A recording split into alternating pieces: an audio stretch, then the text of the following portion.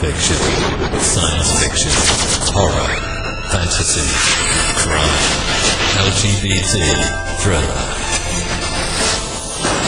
You have now entered the House of Mystery. Welcome back into the House of Mystery. I'm Al Warren. Mr. Joe Goldberg is in the house. I'm in the house because it's cold outside. You're in the house even when it's hot out. Yeah, that's true. I like being in the house. It's cold outside. That song's been banned. You can't talk about that song. I can't? No, well, then I'll just sit here quietly. Yeah. I just had a vision. I had a vision. It's Alan and Joe. They are the Elvis and Joe of podcasting. Which one am I? Am I the silent killing type, or is it the gregarious sarcastic type? Well, Joe's kind of already has the name staked out, so I guess we got to go with he's Pike, and you're Pike. Stuck with being the hero of the entire series, Elvis Cole. Oh, hardly. There you go, Al. You're a hero. Yeah. I can hardly walk and chew gum at the same time. Yeah. So that's not going to happen. Well, I always ask, this is the first recording we've done since the New Year's break. So, and it is. I know it's tough getting Joe going because he's really into, like, he watches the Golden Globes, records them, watches. I didn't do them 50 times, and So I'm your first. You're the first. I'm first of the year, 25. Well, hey, it's downhill from here, buddy. Yeah, that's right. No place but up. No, that's terrible. Yeah. So, Mr. Robert Crais, how are you doing? Like, what's been going on this last year? I see. Okay, we're going to talk about your new book, which is just coming out, and what else is going on? How's your life been this last? Well, life's been good. Life's been good. I actually finished this book about 9 or 10 months ago and delivered it, but the publisher wanted to wait until now, which is probably a smart decision. We'll see. In the interim, it's just been making notes on potential new books and traveling around a little bit, enjoying myself, went home to Louisiana, went to England, Germany, just like living the good life. I saw your social media posts. Beautiful sunsets, beautiful sunrises. Yeah. Los Angeles is gorgeous, man. I love it. That's why I live here. Especially the hazy smoke fire. That's always pretty. Well, hey, listen, we have one right now. You can log it because I live in the hills. We're in the middle of a Santa Ana windstorm, which is brutal. I mean, it's bad. Right. It's dried everything overnight, and like everything is kindling. And just now, there's a fire raging to the west of me. Kind of looks like it's Pacific Palisades, maybe Malibu. So as soon as I'm off the screen with you guys, I'll be checking the news. We're safe though, fire. So that's. But you're not safe. Al's interviewing you. So yeah. I've been warned. It's okay. You've been warned. Yeah. So you got a book. Great. Thanks. Man, it's been good. Hey, enjoy it, man. It's been good. No, so listen, this is book 20 of 20. Happy birthday, Elvis Cole. So how do you know, and I don't mean this as like keeping fresh and all that sort of stuff, but when you've got these two guys and you're writing them and you're going along and you're wherever your ideas come from and you're walking along and you get an idea about what about this, what about that, stuff like that. And you sit down and you start writing it. Is there some sort of method you've got to check yourself and kind of go, oh, that's stupid, or that works, or that doesn't work? Like what's... Sure. I self-edit all the time. I mean, I think about the guys all the time. I think about possible stories all the time. Like most of the notions I have are pointless or bad, but that's the process. It's if you were sitting in a writer's room, say, working on an episodic TV series, one of the things that's encouraged in the room is for everybody to spit out whatever idea they have. It becomes a group self-editing process, that I don't think that'll fly for us. That's not going to work for us. I don't see what we can do with that. Well, I don't write in a group. I write just me. So I do that with me. So I'm constantly coming up with notions that I just don't think have importance or my personal interest in them enough to follow them through. So you might say, well, how do you know? All I say is like something excites me enough. And I keep going back to it because there's just something that's fascinating about it. If it survives enough of that, obviously I have the enthusiasm for it. And after all these books, 20 Elvis Cole novels, 24 books in all, I've developed a sense for I really want to write about this.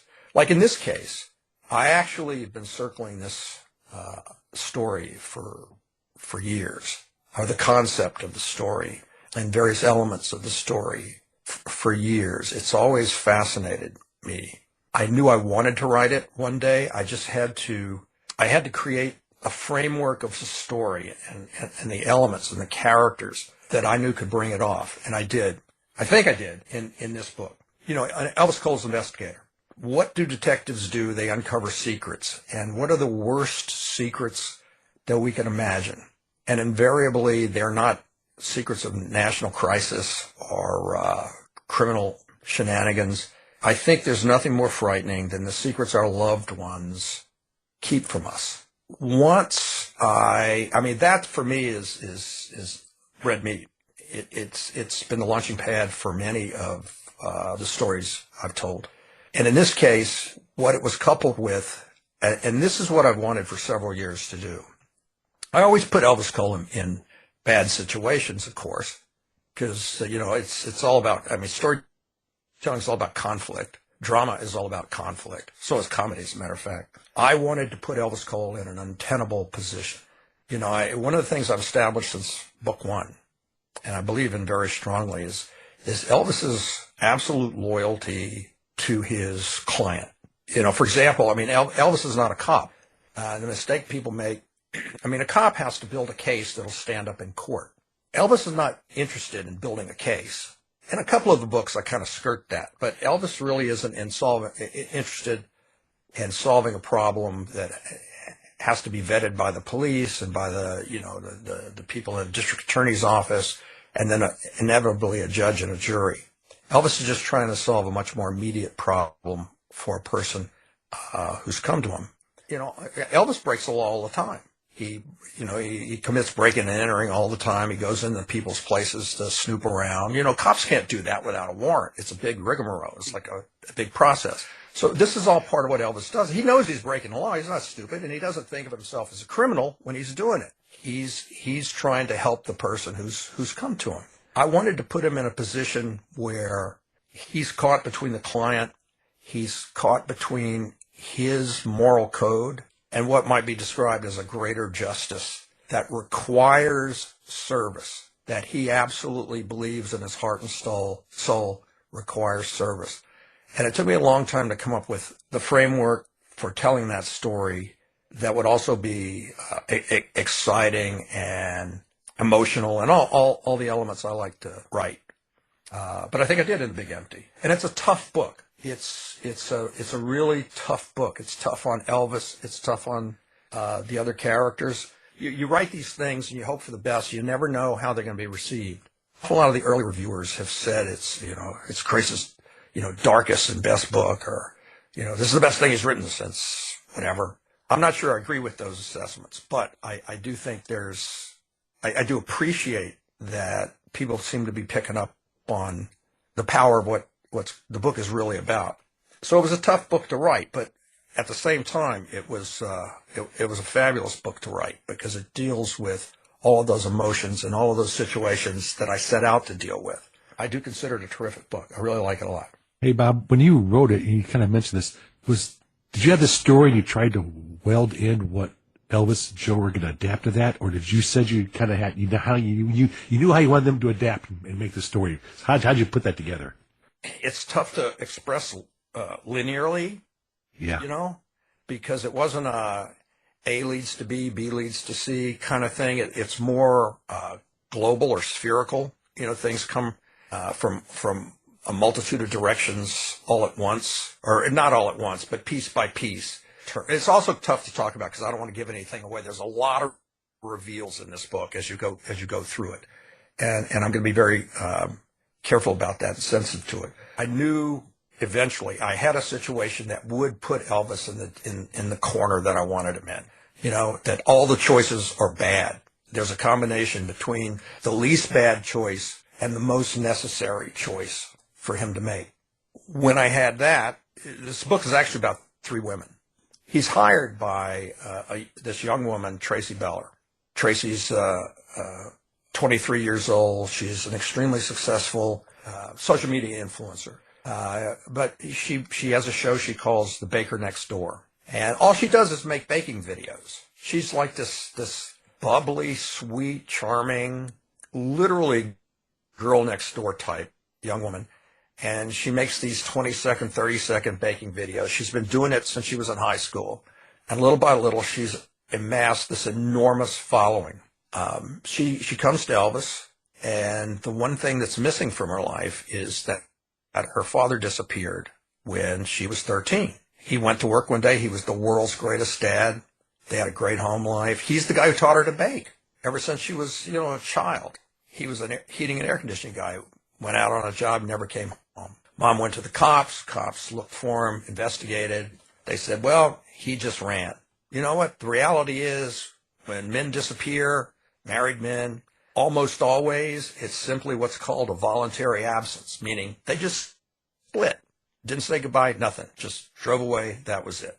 Mom hired really top-notch private investigators to look for him. They did. Couldn't find him. They came back after an exhaustive search, said exactly the same thing. Dad just split. That's what the odds say here. There's no evidence of anything else. Now, Traci, with her success, 10 years after the fact, she has the money to hire her own guy, and she hires Elvis. And the rest unfolds from there. Elvis gets involved. Elvis begins to turn tiny clues at first.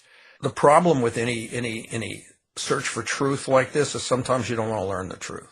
That's what eventually yields Elvis being jammed up in a situation that he wishes he had no part of, because it requires such tough choices from him. You did in the description of the story, because you have a character that's 20 years old, 20 books old, right? Yeah. You know everything about them. You create the stories, and you're going to learn more about them, right? Yes. The reader wants to learn more about the characters who they flock to, and you create the stories. So does the writer.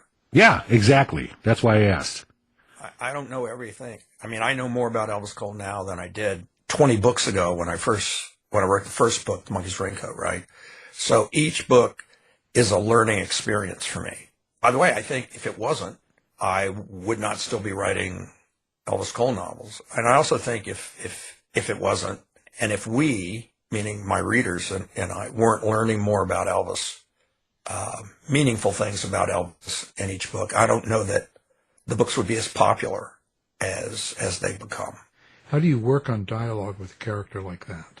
Well, I don't know. That's an interesting question. I don't really work on the dialogue. I guess in the very first book, I develop a sense of how, there's two basic voices to the book. But in my case, there's my voice, which means in my narrative style, and then there's Elvis Cole's voice. And I think in the very first book, maybe before I began it, or maybe during the course of the writing of it and the editing of it, I understand how Elvis Cole sounds. I understand how he expresses himself.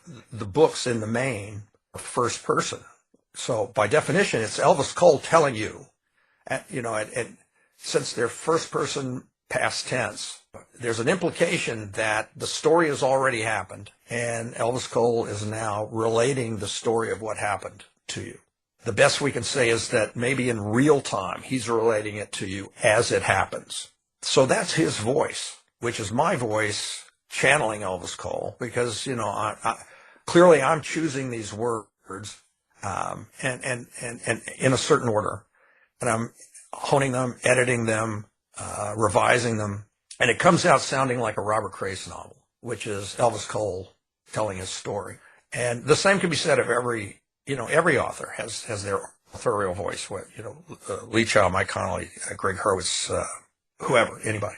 But the dialogue, it's Joe is completely different. So when Joe's talking or expressing himself in a scene, he sounds different from Elvis. I don't know that I over-intellectualize the writing of their dialogue,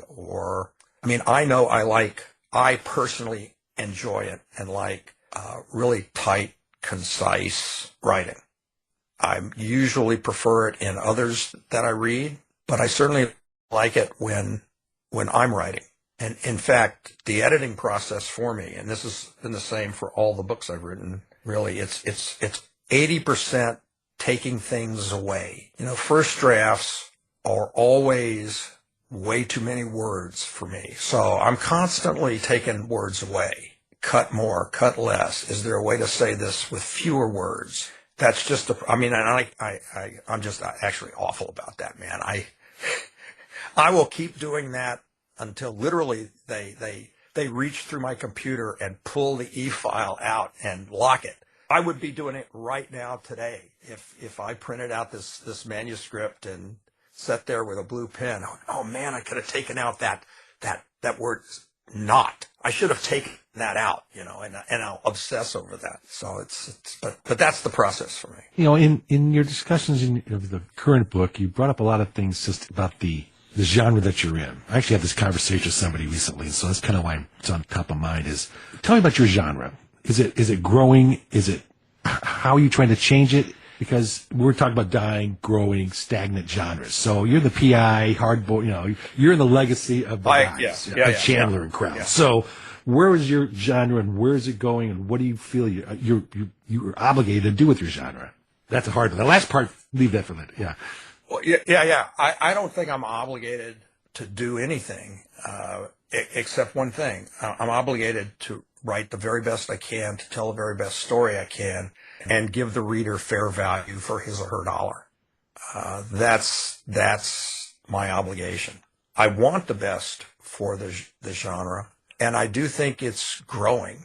Growing implies there's selling more and more copies of books by more and more writers. Okay, so it's probably not doing that, because what happens with publishing as a business is that it's sort of like a sine wave. There are ebbs and flows, right? There will come a time of several seasons when the numbers of books increase. It's like suddenly more people are reading and more books are being sold, and they do articles about it in Publishers Weekly, right? And then there comes leaner times where suddenly, for whatever reason, it seems to contract. Right now, that's actually happening.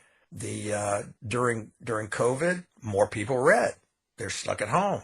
So people who wouldn't ordinarily be reading or reading as much suddenly started buying more downloads, right? Books. The crime genre, not speaking to all the different subsets of it, but the crime genre has always been strong, still strong.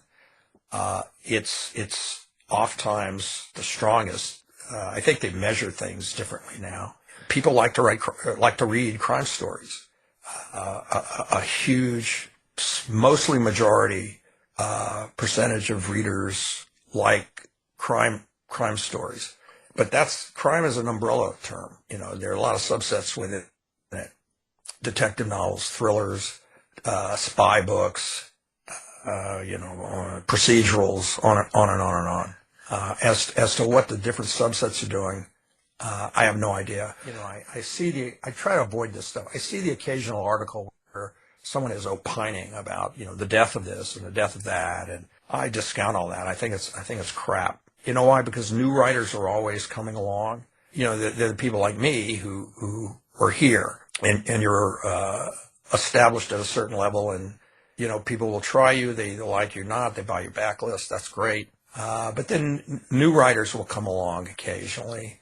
They'll explode and they'll draw new readers to the genre. And then what happens over time is those readers who stick will filter out to other writers in the genre. And so it goes. And as long as people have an interest in exciting stories written about subject matter that they can be involved in books they can lose themselves in and be entertained by, books that move them emotionally, then it's here to stay, and it will be here to stay forever. When you said this was a harder book, right? It's rougher book, tougher stuff. How do you create that? Like, what do you mean by that? Is it a very violent, action-driven book? And what's the difference in this book? It's about tough emotional subjects. In a story wherein I back Elvis Cole into a corner where he has horrible choices to make, it's got to be tough. Because if he's not feeling it, I'm not feeling it. If I'm not feeling it, the reader doesn't feel it. This is about long held dark secrets and horrible things that happen to people. I mentioned the three women earlier. The book's about the three female characters in it. Traci Beller, and then I lost track, and I stayed with Traci because I love her so much. Traci hires him, and when Elvis is in on the case, then he meets these two other women, Sadie and her daughter Anya. Sadie's older than Traci, and Anya's younger than Traci by a bit. Those women are really the reasons I wrote the book, because I think they're so fabulous. And in the course of the book, they've all had horrible things happen, and they all will either rise above those horrible things or they will fall to those horrible things. To follow their journeys for me and to follow Elvis's journey in attempting to help them was an extremely emotional ride. Well, and so how does that affect you as a writer when you're going through this process? It must be pretty involved then. It is. I mean, in all the books, there's a lot of emotion in all my books. And I'll give you, here's the easier, here's an easy example. If I'm writing a sad scene, then I'm sad. If I'm writing a scene where Elvis is being funny and it's a funny scene, I'm sitting here, I'm laughing as I write it. I wrote a book about a dog named called Suspect. The book was Suspect. The dog wasn't Suspect. So there's all these scenes with the dog. Dogs are wonderful, right? I mean, the dog loves you. The dog will do anything for you. Dogs are pure. They're beautiful. That's why people love them. And there are scenes in that particular book where I'm expressing that loyalty and devotion and love. And it's innocent with a dog. With people, maybe not. There's always a lot of other stuff. But with a dog, it's innocent. It's pure. And so as I'm writing those scenes through the course of writing Suspect, I mean, I would be like blubbering like a child. I'd be sitting here working on this scene, thinking about this dog, Maggie, and whatever it is I'm writing about in that moment. And like the tears are just streaming down my face as I write it and as I think about her. And I know now, I mean, at this late date, because I know me and how I write, see, if I'm not feeling it like that, then it isn't going to be on the page. And I consider it a fake and a fraud. And I could fake it. I mean, I'm a good enough writer for that. But I know that is a fake. When I'm writing the tough, hard scenes, and some that are heartbreaking in The Big Empty, I'm sitting here writing, and if my heart's not breaking for this character or that character, if my eyes aren't welling with tear at what this character is feeling, then I know I have no hope of the reader feeling those emotions. It has to be genuine in me, to be genuine in the character and on the page, to be something that a reader will feel. And since these books, by the way, I mean, I can sit here and just fill up pages with words and never send them out, right? And it's dead. It's just pages I printed out. In that way, why I express it that way, me to the page, to the reader, because it's a collaboration. And I take that collaboration seriously and importantly between me and the reader. I mean, the page is simply the medium, but I collaborate with the reader. What the words that I put on the page are interpreted by the reader when they read. And that's very important to me. I'm blessed with a lot of readers, many readers. And what's really cool is that however many people read The Big Empty, each and every one of those readers will have his or her own individual interpretation of what I've written. They'll be sort of kind of the same, which is why you and I can sit here and talk about it, because there's the vast majority of reference we get the same.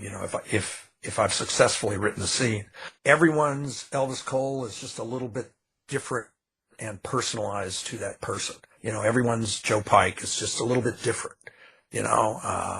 Joe, you read my book, and Joe and I collaborate on Elvis Cole. It's unique. Alan, you read my book, and Alan, you contribute little bits of Alan to your interpretation of Elvis Cole. So your Elvis Cole is a little bit different from the Elvis Cole that Joe and I have. That's what makes books magic.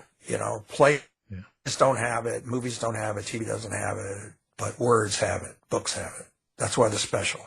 I always ask a question many times, and you just answered it. It's about, I ask authors, is the reader over your shoulder as you're writing? And a lot of them say, no, I write to entertain, and I don't. And you seem to have the readers just sitting there going, I know when you're not writing good stuff for me. Yeah, I wouldn't. Yeah, I mean, I don't have them sitting over my shoulder, but the reader, if nothing else, I think the reader is inside me. I don't write the book for the reader because I think then, here's what I don't do. Like I don't make choices with the reader in mind, meaning I'm going to put this in here because my reader expects it, or I'm going to put this in here because I know this is going to make my reader happy. I put it in the book because I respect the reader. I want the reader to feel what I'm feeling now. I want to give my full value to that reader because I do view that reader as a collaborator. So it's not like I get it. When other writers say, well, it's just, work for hire, it's just it's like episode 29 of Mannix. Great theme song, by the way. I love that theme song. Yeah, but I have my approach. And readers seem to enjoy it. So I'm pleased with that. And I'm pleased with, and by the way, me being pleased is the most important thing. Just so we're straight. Yeah. It keeps you doing this typing thing. Yeah. Right? Yeah. It's all about you. It's all about me. Maybe that's what I'm doing wrong, you see, because I'm happy when people are suffering in the books. So. Yeah, you write true crime. Give me some blood spurting from arteries. Yeah, then you're happy then. Yeah. Well, see, when you're writing nonfiction and true crime, you there's quite often there's no justice, and it doesn't turn out the way you can make it turn out in a fictional book. Like in a sense, Rob, you can create some sort of justice with how you treat the characters, good and bad, right? Yes. That's a big advantage to that. Whereas I can't really do that. Oh no, what you're doing is journalism. I mean, whatever happened, and oftentimes there's no justice. Oftentimes there's no ending. But the great thing about fiction is I make it up. So it's fiction. Yeah, like someone could fall off a cliff or something, right? Something can happen to someone that does bad things, and and in a way, it's kind of a feel good thing. When that happens. Sure. And you know what? The books, I mean, if we're being honest, the books are feel-good books. Elvis Cole is a hero. In all of the books, he ultimately is working to make the client, feel good. Sometimes it's a rocky road. Sometimes the client changes over the course of the story. But Elvis wants himself to feel good. Elvis wants to do right by the client. Elvis wants justice to be served, whether or not he has to break the law to do it. He has a strong sense of right and wrong. He defines what right is and what wrong is, not black letter law. So to that end, the books are about feeling good. They're about being rewarded. Reward is a good word, not as in monetary reward, but an emotional reward. I think that's why people enjoy the book so much too. I'm writing that one down. Yep. Yeah, Joe needs help here. He's writing. I did. I'm editing right now. Okay. If I get 150 words a day in my editing, I'm proud. Okay. Like, look at this thing. Yeah. Hey, please change words. Please do what you're supposed to do without me having to do anything. Don't you know what I'm thinking? Bird by bird. Yeah. Just one word at a time. That's right. And so how does this affect you? What do you get out of this book? Like when you write a book and get it completed and put it out, it's got to be quite different than the relief. I'm well, relieved. yeah, there's Reward. Yeah. That's the relief reward. Alka-Seltzer, yeah. No, but the very first book is one thing, but many books later, how has that changed? What's different for you now when you get a book? I mean, of course, there's the relief, but is there something different in a book? No, you know what it is? It's to create the novel and to finish the novel. There's an enormous amount of satisfaction and pride in it. I don't pursue these things, meaning each individual book, unless it's something I genuinely want to pursue.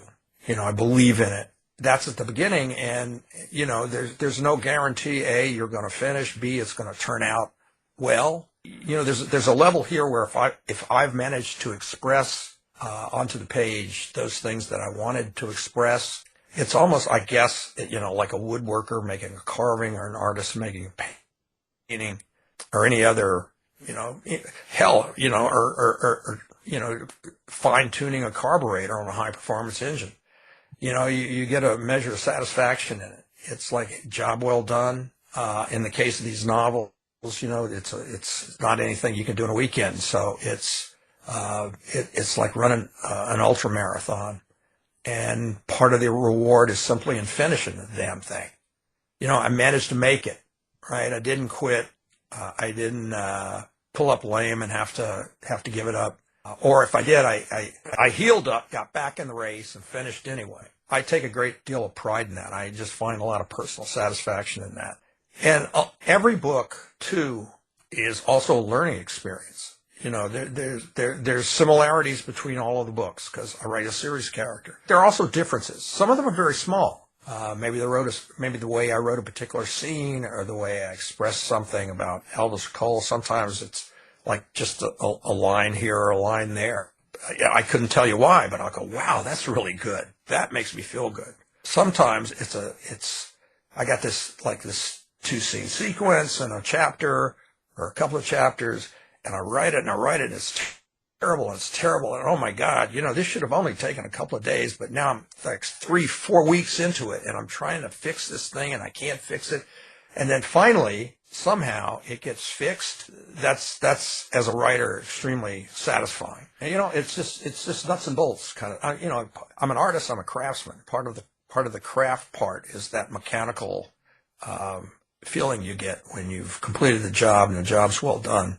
So it hasn't really changed. I mean, because you're like the Beatles now, right? I mean, yeah, that's me. It's 20 years ago today, right? Yeah. 20 books ago today. Well, I would think, and so your characters, and speaking of that, from book one, like when you were originally writing these characters at the start, yeah, and how they finished in this book here. Yeah. Now, are you happy where they are now? Are you happy the way they've turned out? Yes. It's like your kids, because 20 books ago, you didn't know where it was going to go. I mean, I would imagine. 20 books ago, no. No. When I wrote the first book, I didn't even know it would be a series. I mean, look, at the time, I simply wanted to write a book that was, complete and wasn't embarrassing. When I wrote The Monkey's Raincoat and we started to sell it, I'd written other manuscripts before that were terrible. So I was just hoping to tell a story that made sense and pleased me.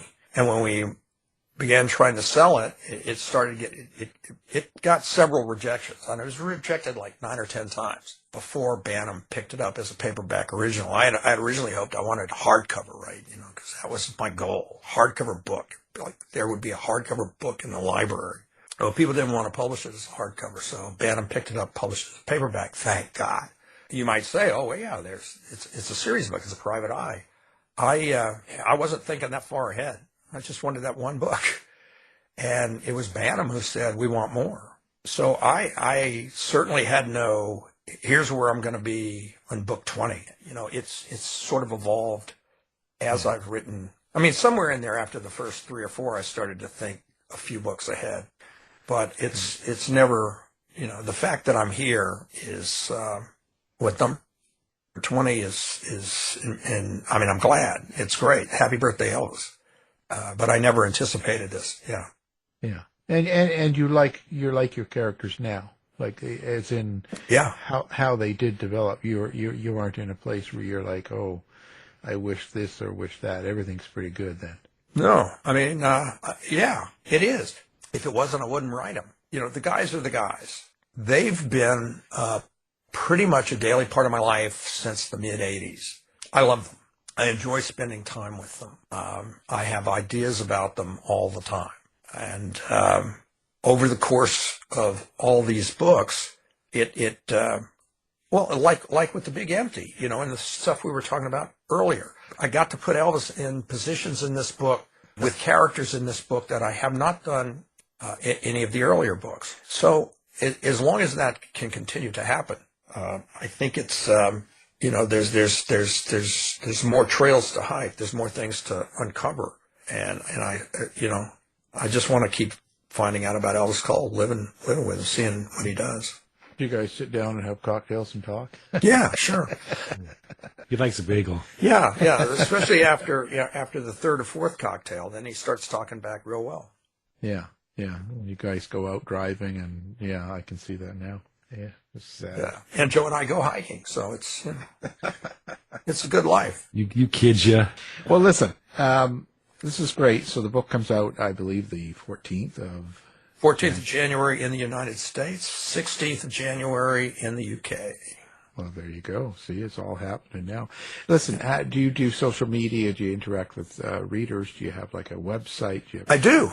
Our website is robertcrais.com. I'm on X at Robert Crais, and Instagram at Robert Crais, and Facebook, The Real Robert Crais, or just Real Robert Crais, or something like that.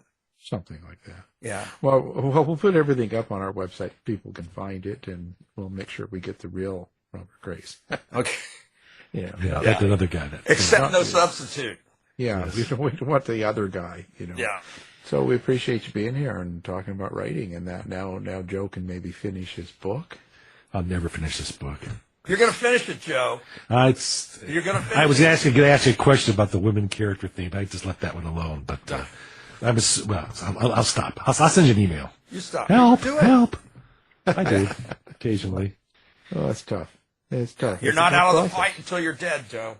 That's right. Yeah. That's right. There you go. See, now you've heard it all here. That's the. I got that. I write that one down. Yeah. That's another note. Live together, die alone. Yeah. So many notes. He doesn't know what he keeps losing them, so you have to keep writing them down again, right? So, Oh man. Yeah. Anyway, the book, The Big Empty, again, Robert Crais. Thank you for coming on the show. Alan, Joe, thank you, man. Thank you, sir. Bye-bye. You've been listening to the House of Mystery radio show. To find out more about our guests, hosts, or shows, go to www.houseofmystery.com. Show's over for now. Was it as good for you as it was for me? Yeah. Good night. This has been a production of Something Weird Media. I'll be back.